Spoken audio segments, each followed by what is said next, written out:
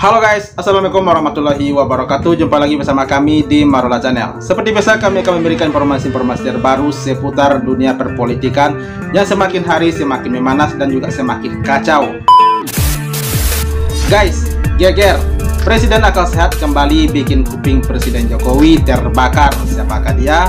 Ya, dia adalah Rocky Gerung yang mengatakan Anies adalah korban politik kotor Jokowi.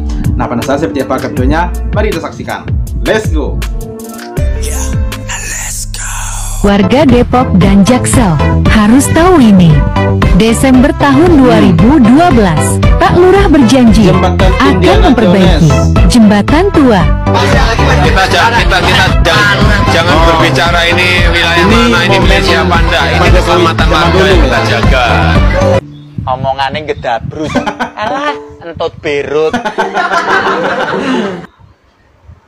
Beberapa tahun Gubernur DKI Jakarta Anies Rashid Baswedan mengunjungi jembatan gantung tua di bilangan Lenteng Agung Jakarta Selatan. Dalam kunjungannya, Anies meninjau jembatan yang berusia hampir setengah abad. Anies menjelaskan bahwa nantinya pihaknya akan membenahi jembatan yang kerap dilalui anak sekolah ini. Seperti jembatan Indiana Jones, ini menyambungkan ibu kota dengan Depok. Jadi kita akan segera siapkan untuk jembatan pengganti yang lebih aman, jembatan yang konstruksinya kuat sehingga warga bisa memanfaatkan tanpa harus membawa risiko, apalagi buat anak-anak yang sekolah.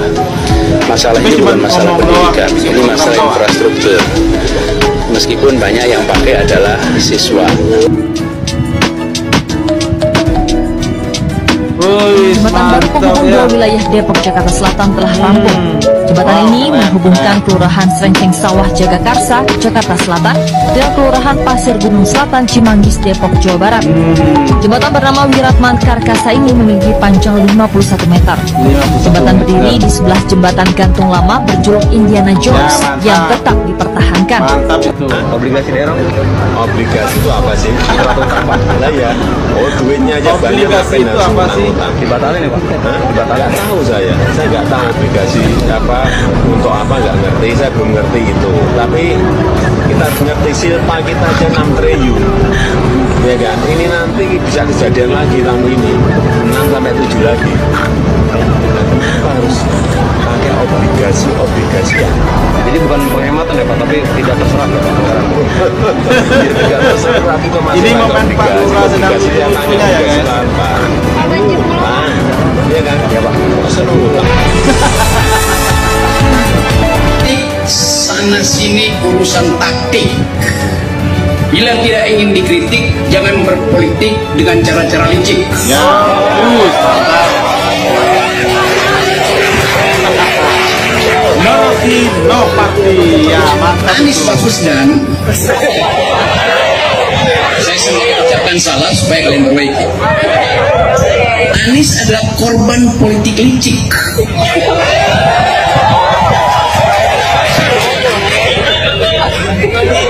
Banyak penghalang ditaruh,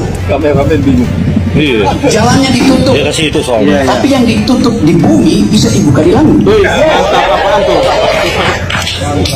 Kalau bukan ditutup di bumi tapi dibuka di langit. Oleh kekuatan teknologi yang namanya cloud. Karena itu percakapan di cloud tentang Anies lebih banyak daripada percakapan di koran-koran yang dikuasai negara.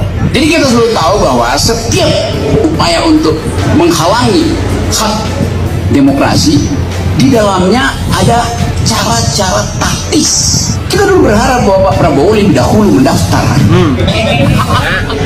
Tapi mungkin jalan di langit masih tertutup. Anies adalah korban dari kelicikan. Mahkamah Konstitusi adalah pelaku kelicikan. Iya. Oh, mantap. Kenapa enggak? Ya, Mahkamah Keluarga. Bahkan saya sebut bukan Mahkamah Keluarga, keluarga. Apaan yang disensor? Terangkan di mana ya. Bayangkan ada seorang bocah menelpon paman, ada seorang bocah menelpon suami dari tantenya. Nah, saya tahu ini kemana arahnya.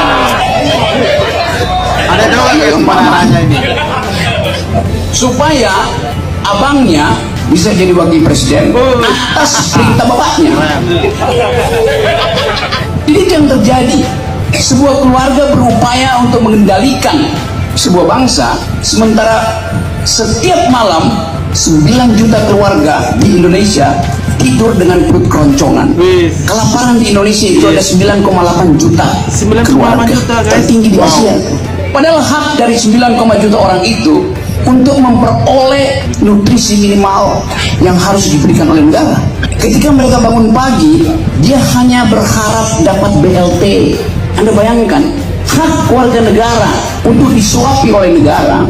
Begitu negara tiba di depan pintu rumah orang-orang miskin ini, di situ sudah tersedia goodie bag, 1 liter minyak goreng, 5 kilo beras, dan ada wajah seseorang ditempel di situ.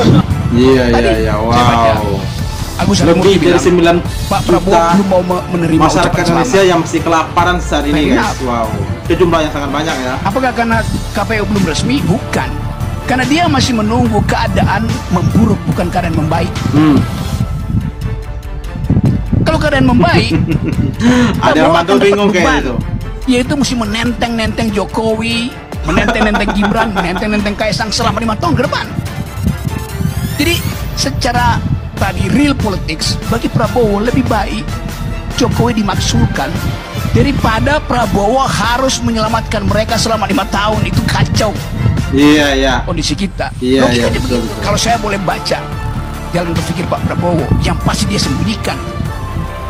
Tetapi kita mesti jujur melihat, ini adalah persaingan politik. Bagaimana mungkin Prabowo tahu bahwa secara kuantitatif dia sudah menang, tapi dia nggak mau menerima ucapan. Dia menerima ucapan selamat dari Putin, Jinping, bahkan Joe Biden, dipamerkan. Kenapa dia nggak menerima ucapan selamat dari rakyat Indonesia sendiri itu? Iya. Psikologi itu yang mesti kita baca. Jokowi ini hukum dirusak, etika dirusak, politik itu memang kejam ya, guys. Etika kehidupan berbangsa bernegara saya kira dirusak. Berarti andaikan benar-benar Pak Prabowo dilantik jadi presiden, ini bakalan seru ke depannya antara Pak Prabowo dan juga Pak Jokowi ini akan makin panas kayaknya. Sebetulnya sudah bisa membawa presiden ini dimakzulkan. Sudah banyak jalannya. Contoh Ibu Bapak, kalau dari prinsip hukum tata negara, sesungguhnya ucapan beliau ketika beliau itu menginginkan perpindahan ibu kota dari Jakarta ke IKN itu sebetulnya itu adalah pelanggaran terhadap konstitusi, ya. Jadi dia adalah eksekutif. Kalau eksekutif itu dia tidak boleh, dia itu bukan rakyat kok. Memindahkan ibu kota itu melanggar konstitusi, guys. Ibu kota negara itu adalah rakyat. Jadi itu dilanggar lagi ya oleh Pak Jokowi. Memindahkan ibu kota itu bukan oleh DPR, itu dilakukan oleh MPR.